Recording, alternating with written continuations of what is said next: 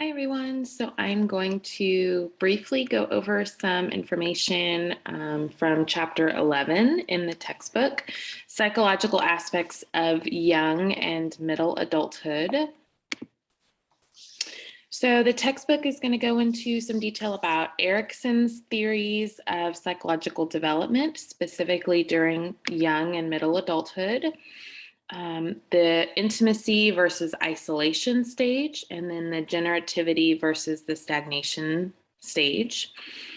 Peck's theory of psychological development during middle adulthood is also going to be discussed a little bit in the textbook.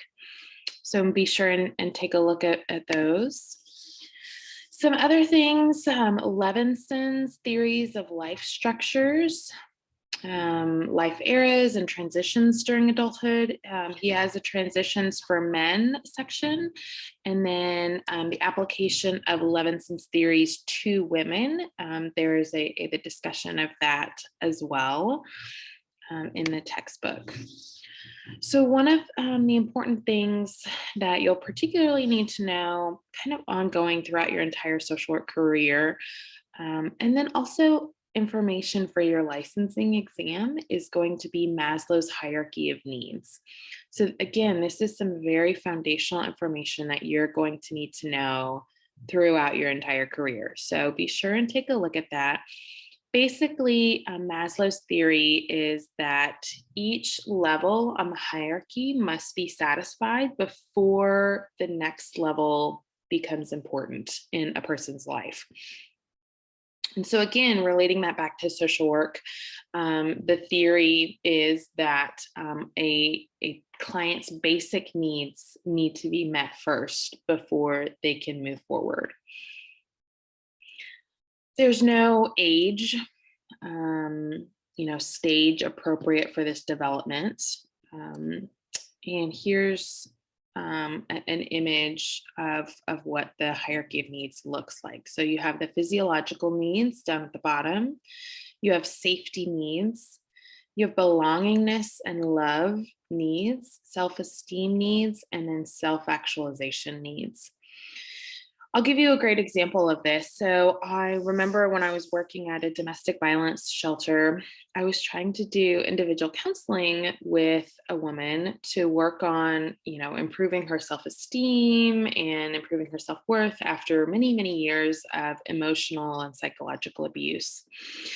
And she would not stop talking about her baby and how she did not have diapers for her baby. And she was so worried about diapers and what she was going to do about diapers. And I remember being in the session and I remember thinking, we cannot move forward with this. I don't know how I'm supposed to be talking with her about, all of these things when she keeps talking about diapers. And then I stopped her and I remembered that we had a storage closet in the back that had a lot of different items for people in need: soap, conditioner, toothbrush, toothpaste, just very basic items. And I remember we had a baby section with some diapers. And so I took her back there and I said, what size diapers do you need? And I gave her a pack of diapers. And it was an aha moment for me regarding this Maslow's hierarchy of needs. She did not have her very basic physiological needs met at that time. So we could not move forward in talking about anything else above that. Same thing, again, when I'm working with survivors of intimate partner violence, their safety has to be met. First and foremost, they need to have a roof over their head and food and clothing. But then they also need to have this idea of safety being met as well. So this is something that is going to be with you kind of throughout your whole social work career. So definitely spend some time understanding some of this. The textbook also goes into more detail about some nonverbal communication cues. Again, these are very basic social work skills that you are all going to need to know. It relates it particularly to middle adulthood, but sweating, stammering, blushing, frowning, other nonverbal cues that you might see that might be telling you or communicating something to you. So body posture, whether they're open or closed, turning away from you, facing you, gestures that they might make, touch, clothing, personal space, facial expressions that they might have, their physical appearance, things like that. All things to be cognizant of when you're working with anyone, but particularly in social work, it's important to recognize that. And I don't remember if the textbook talks about this or not, but at some point, particularly in one of your practice classes, I'm sure you will talk about how uh, making eye communication, making eye contact with someone can vary based on their culture. And so, oftentimes, looking down, not making eye contact is viewed as a shameful thing. They're ashamed of something.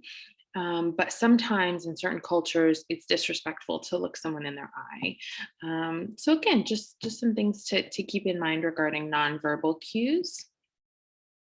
The textbook will also go into more detail about choice theory. So if this is your theory that you have signed up for this showcase, make sure to take a look at that. Basically, Glasser's choice theory is the idea that we carry pictures in our head of what reality is like and what we would like for it to be like. Um, and so be sure and take a look at some of that. And then finally, the textbook also talks about substance abuse. And nearly everyone has one or more relatives or friends or knows someone who is abusing alcohol or drugs. It goes into a little bit of detail about what types of drugs are out there. Again, this is some information that you'll need, to know for the licensing exam about different types of drugs. It also goes into detail about how substance abuse interacts within a family system. And so it has a theoretical approach to substance abuse. And so it has an application of theory to a client situation, talks about motivational interviewing, understanding and treating codependency, and then the relationship between knowledge and assessment. So some great things that the textbook's going to be covering this week. As always, if you guys have any questions at all, please don't hesitate to reach out. Thank you guys so much.